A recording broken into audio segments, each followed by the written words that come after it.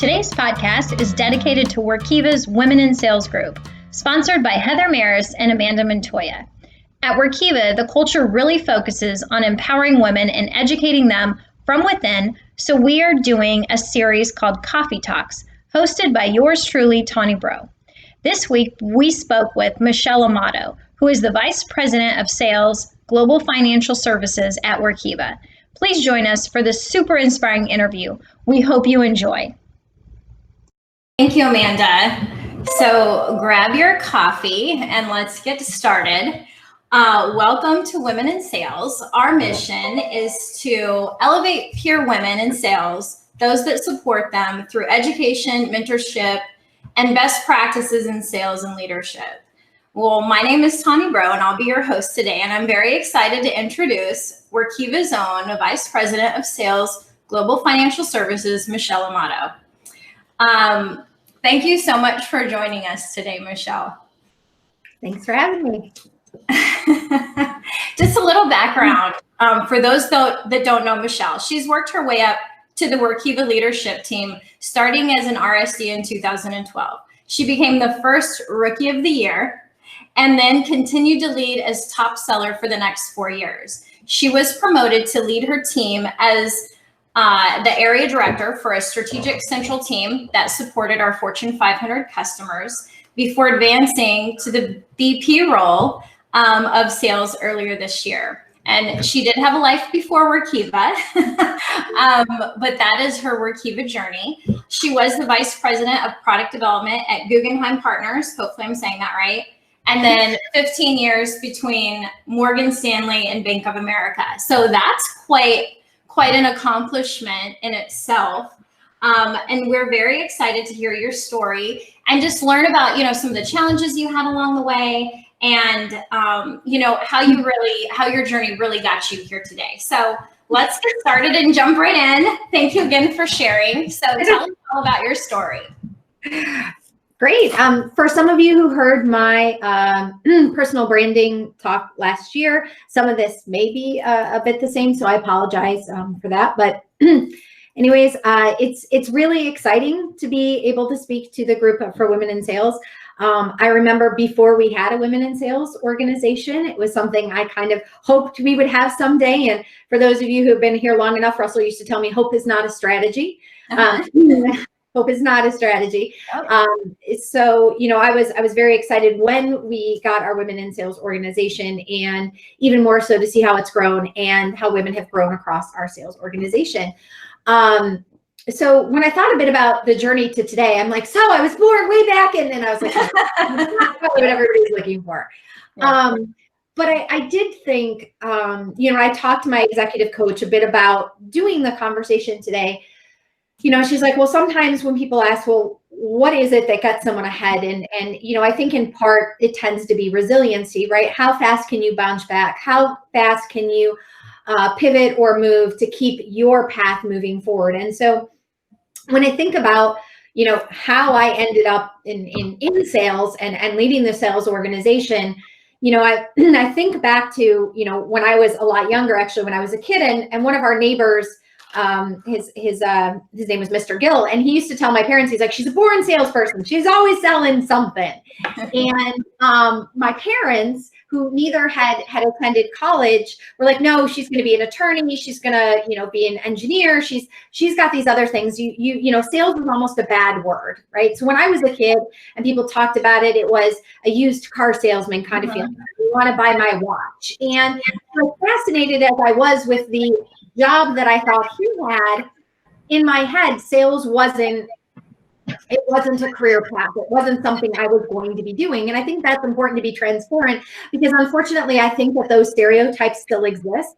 And I think they impact women both going into technology and women going into sales. And so I think that's important to acknowledge. And for me, even way back then, and so there's times that I've felt in my past that I had to justify what I do for a living.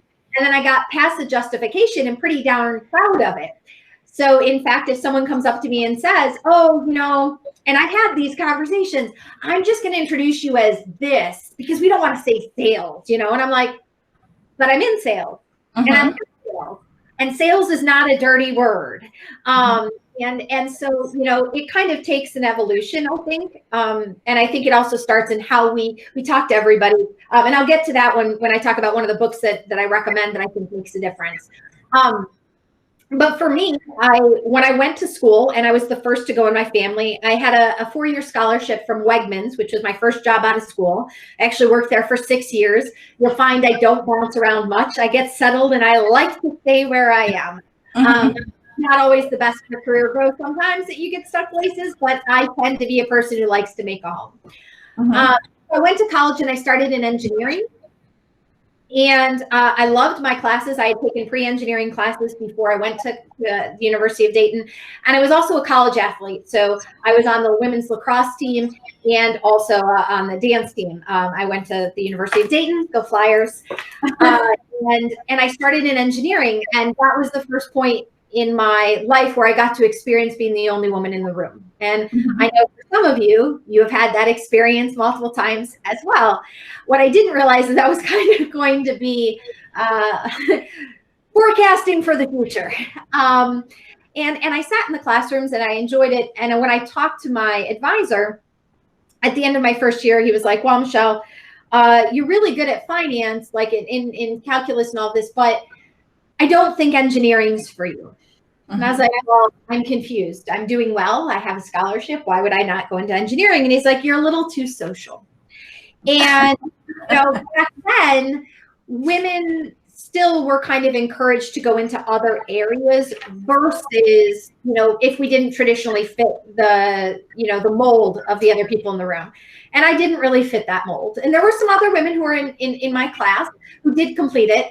We were just slightly different in personality and type. And so he walked me over to the School of Business and introduced me to the Dean of the Business School, Mary Beth DeConnick, and said, you know, I really think you should talk to Mary Beth because I think this is a better path for you. And I ended up switching my major, and I switched from electrical engineering to finance, which caused my parents to have a heart attack because all they could think of is that means you're going into sales. And so I met with my dean, and she was fantastic. And I told her, I was like, I'm not sure I want to do this. I've never explored business, and I have goals that I'm gonna go to law school after this. So, you know, I'm not sure this is the right path. And she's like, well, you should take some of these classes and get to, you know, get a feeling of it. And in one of the classes we had, I took a marketing class. And don't tell the marketing team that I took any marketing classes because I love to tell them I don't know anything about marketing. But I did take a marketing class. And I enjoyed it. And one of the things I liked was being able to find out how you could, with leveraging a product, be able to solve a solution, right? The way I had always looked at sales was that sales was you're selling something and pushing it down someone's throat. You need to buy a car. You need to do this. Versus the other side, that sales could be a solution. Right? That, you know, when you go to the grocery store, you're buying food to solve the fact you have to feed your family, right? There are different things that you could be doing that actually provide a value in sales. And so I kind of batted some of the stuff around. My dance team needed to fundraise because, you know, most of us were poor working college students. And we ended up getting a paid job for a Dayton Ice Bandits hockey team. It was a AAA or something. I don't know what the actual, but it wasn't the pros. It was a much lower level than that. And somehow when we were there and working at, like, taking the tickets and everything, I worked my way into an internship at the Ice Bandits. And before I knew it, I was out on the ice. I had them directing, you know, limos on the ice, giving away pizzas. I was in the newspaper. I don't know how I ended up with this job because they weren't hiring an intern. But somehow I ended up with a job working there outside of what my team was doing. And the gentleman that was running the program was like, you really need to look at jobs that allow you to mix these two things together. And I found that hockey was not going to be my passion, although I do like hockey, it smells, but I like to watch it. I don't like to be on the ice. And I did find that it was something that allowed me to keep moving stuff forward. So I went from that to an internship 360 different to Northwestern Mutual Baird Securities. So the dean of schools had gotten me an internship there, which was my entire senior year. where I learned about investment products and the industry. It was an interesting internship. What I found is I had found my passion. I love financial services in that. I hated selling insurance. But, you know, sometimes you take a job because it opens a different door. And for me, it did. For those of you who watch The Bachelor, one of the bachelors on it, actually Andrew Firestone, had been an intern at Northwestern Mutual at the same time I was. And I met him because we were both named interns of the areas. We all got brought out to Chicago, and I got to meet him there. So that was my one fun thing I did at Northwestern Mutual. I got to meet a future bachelor guy from The Bachelor. So like, I know him, and he's not very nice. But I did get to know. I went from that to Prudential when I graduated and moved out to Chicago. I had believed in my head that anything I set forth, I could do. And I was going to be an analyst at a financial services company, preferably in the high net worth area. And I had already had a couple licenses. And so that was what I decided I was going to do. I was going to be a trader, not on the floor because I talk with my hands, as you guys have probably noticed. So this, not so good on the floor. I was allowed on the floor once, and I had to walk with my hands like this so that I did not inadvertently buy or sell. But it was neat to be down on the floor. I quickly found I couldn't find a job. Nobody would hire me. I had licenses, but I didn't have the right connections. I didn't have the networks. I didn't have, and I focused a lot on what I didn't have. And I kept going and going and sending out resumes and showing up in career fairs, and I couldn't get a job. I was waitressing, and I was renting a room, in Chicago. And that was not my career goal and path. And I was like, well, this isn't working, but I firmly believe that's a job I want and I'm going to get. Find another way to do it. So I convinced one of the traders that I met on taking the train downtown into the city that if I bought him a beer, he could tell me about the other roles that they had at the company. Like, what else? If I can't get a job here, what else can I do to get my foot in the door? And so he mentioned that there was they have customer success managers like we have here, the customer service. And for license, you can be a licensed customer service manager, and that would get you exposure to the teams and that. But very rarely do they ever move out of those roles. I was like, yeah, but I get to be with the traders. And they're like, well, yeah, but most of them don't. I don't care what most do. I get a job that I can go do that. So I went and found a recruiter and said I wanted to get a job as basically a licensed secretary for one of these teams. And I gave him my resume. I was so proud. And she's like, yeah, can you type? I was like, I have a 4-year degree and I have licenses. Like, can you type? And I was like, well, I mean, yeah, I can type. She's like, so she made me take a typing test. You should know I did not have the qualifications of typing. But I was like, is this all that is keeping me back? I mean, I spent all this money to get this 4-year degree and I can't type, so I can't get this job. And she's like, well, if you learn to type. I was like, guess I'm learning to type. So I bought this program called Mavis Beacon, and I sat every night after I finished waitressing typing. I went back a week later and I could type a lot faster. I now can type as fast as I talk. Interesting side note. Nice. But I decided I should learn to type. So I did. And then I went and interviewed. And I ended up getting a job for a small startup called Montgomery Securities. And the general manager for the area actually was Stuart Miller's neighbor, kind of a funny way that things line together. I asked him 2 questions. I said, can I get the rest of my licensing while I'm here? Will you allow us to get licensed? And number 2, can I join the morning meetings at 5 a.m. with all the traders? He's like, if you will show up here at 5 a.m., you can join whatever meetings you want. And I will pay for the first round of testing. If you fail, you pay for the second round yourself. I was like, deal. I went in, and for this job, I was the 4th person hired for the office. They were still under construction in what was called Sears Tower at the time. And I was sitting there with nothing to do. I had laptops, I had trading systems. We had no customers, and the reps hadn't even been hired yet. About a week later, I had everything kind of set up, and the new reps started coming in. And the gentleman who I was going to be working with sat next to me, and he was twice my age. which now doesn't feel old, but back then felt really old. And he sat down next to me and he told me my job was to take notes. And I was like, great, do you have any notes for me to take? Which he did not.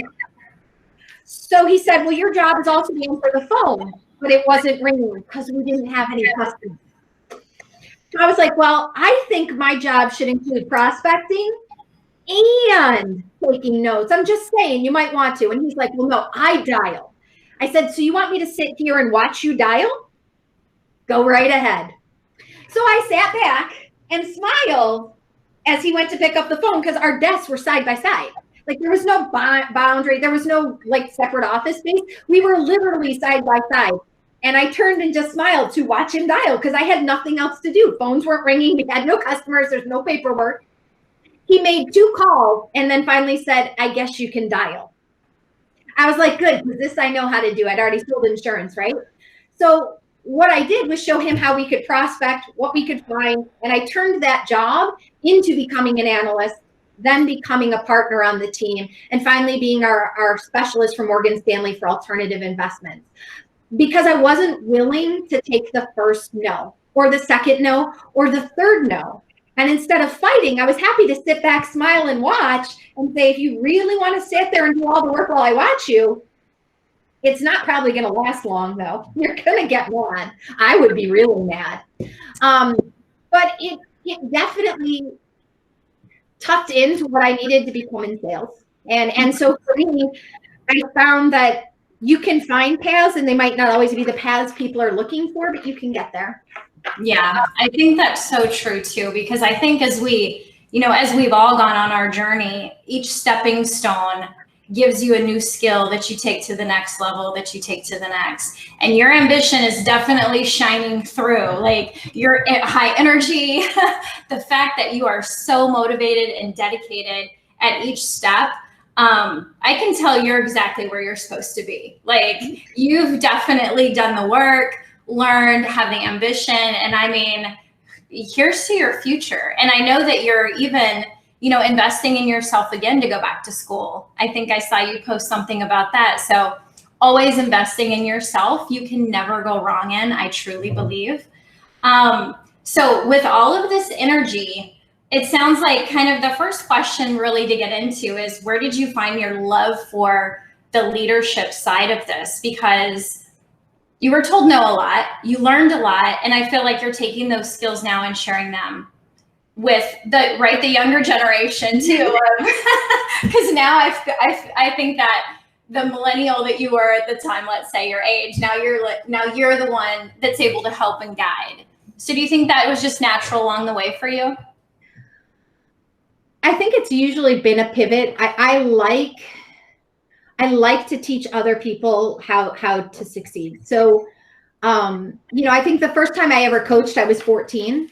I had blown my knee. I was a competitive soccer player before I moved into lacrosse, and I wasn't able to play anymore. I had a 5-year no contact sport restriction for my orthopedic, and I was like, well, I could sit and cry, or I could find a way to still stay tied to the game that I loved. And so I convinced my mom, because at 14, you can't be responsible for a bunch of other, teenagers, for my mom to be the assistant coach to me coaching, so that I could still be on the field and still giving something back. That I find that if you can help other people take success farther than they expect, or to open doors that they didn't know existed, it's even better than winning on your own. Yeah. I can imagine you as a 14-year-old. I played soccer. I should have stopped because my knees are terrible now, but you have that drive. So you've always had it, is what I'm hearing with your story. So what keeps you motivated? Like, where do you find your inspiration from? Because even in, these times of COVID and, it's somewhat depressing, right? So how do you keep yourself motivated? I'm big on setting goals. So, and I set big goals. It used to drive my parents absolutely crazy. But I think if you set them, then you can find ways to get there. It's kind of like driving, right? I will make it to Wisconsin from Illinois if I take 90 long enough or 94 or something. I'll get there faster if I put it in the destination in Waze, right? It's going to help me get a more direct path. So I'm a big proponent on setting those goals. And I see that the pivots and stuff is simply challenges you have to deal with. I grew up in a household that, I was the oldest of four, and I basically had to start paying my own stuff at 14, which is why I got my first job. It was a really big struggle. And I think that when you deal with struggles, it's how you face them that helps you build into where you want to be. Doesn't mean I never change choices. When after 9/11 happened and the markets went in the toilet, and then the .com bubble burst, and then in 2008, it's like, all right, well, I see a bad pattern here. I still love the industry, but this is not something I should still be tied to. You could stay tied to a sinking ship, or you could say, I have skill sets. I'm going to go, ride a surfboard, right? Like you can, it's how you look at that I think that changes it. So like with COVID, it's been hard not to be able to travel, but I've also received some gifts at it that I can get my workout in every morning without worrying. I have time to do my schoolwork because I'm not sitting in an airport every day. So I try to look more and usually find more of what the positive towards it is than the negative. I like that. I like set big goals and then find the positive. I know you mentioned before too, you talked with your coach. I think having a mentorship in whatever role you're in and talking about those goals that you have with someone else that holds you a little bit accountable is always, percentage wise, you'll hit your goals like at a higher percentage rate. So do you mentioned you had a book that you really liked. So I would love to hear your book recommendation. Go ahead. Sure. Well, there was two. The first is one of my favorites. It's more of a kind of a fun read, and it's Fail Until You Don't. And it's by Bobby Bones. So if you've ever heard him, he's a radio talk host, and he's got two books on it. And it resonates a lot with me because that has been a lot of my life and career is just, I am going to power through no matter what. And the other one really resonates by Daniel Pink, which is To Sell is Human, because I think it really resonates to what our sales careers are and what services we provide. So those are two that are always on my bookshelf. Excellent. Thank you for sharing. And we'll have those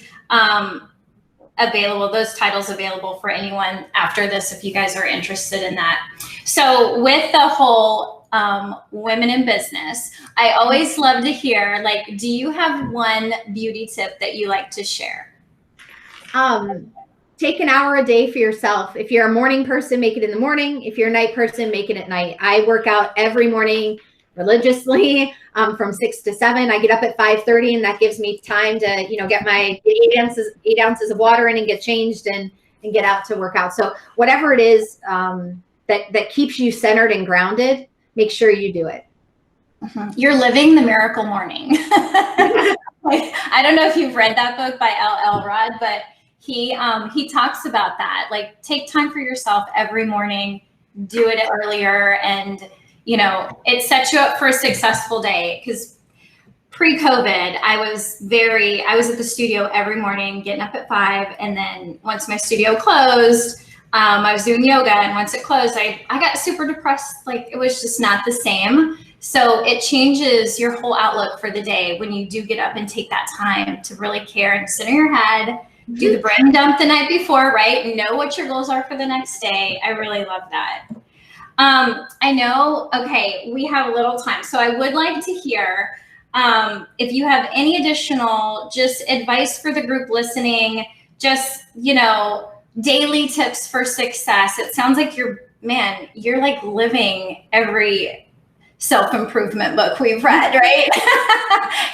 You're doing the morning, you're taking care of yourself, you're investing in yourself, you're continuing in your career. It's a really inspirational story that you're sharing with us. So any last, bit of advice for the ladies? A big thing is I set an agenda for the next day. It's always on my calendar, and I check it every night before I go to bed. So I know that in the morning I have what I need on my desk. It's prepared to go. So when I'm getting up, there's no surprises. right? So that is, I'm a huge fan of knowing what I'm hitting the next day, whether it's my workout calendar on my left or my agenda, that I keep on my phone and my laptop. I think that's important. It's also important to have your goals clearly stated somewhere in your own personal workspace. Like, this is my home office. And I have a whiteboard to my right, and it's got, my FS goals for the org underneath me, and it has my personal goals next to it. And so it's important that you keep that alignment, and also have a little bit of fun. So I have a sign my mom gave me, said she believed she could, so she did, which is usually fairly accurate. And then I am the woman to blame, because normally I am somehow the woman. That's great. Yeah, I was listening that we really have to bring joy into what we do every day. On my walk, I was kind of listening to this today, that like, make your world your playground. Like, find joy in your on that call, in that meeting. Like, continue to make the world your playground while you're going through the process that we're doing. We have 3 minutes, so I can open this up to any Q&A if you guys would like to do that. We always encourage, this group has, and thank you, your original OG of this group as well. And so we encourage you to try to get involved. If you guys want to join the Women in Sales, join the Slack channel, join the LinkedIn group. We're going to try to do more of these coffee talks and share these stories of success as we continue down this path. So I really appreciate your time today. I love your story. Your energy is contagious. And I think we all that listen to you today will go away and think like, okay, how can I be more like Michelle today? So I really do enjoy that. And Amanda, I don't know, do you want to open up? We just have a couple minutes, but maybe we can get one question in. Yeah, I'll open it up if anybody has any questions or anything for Michelle or Tawny.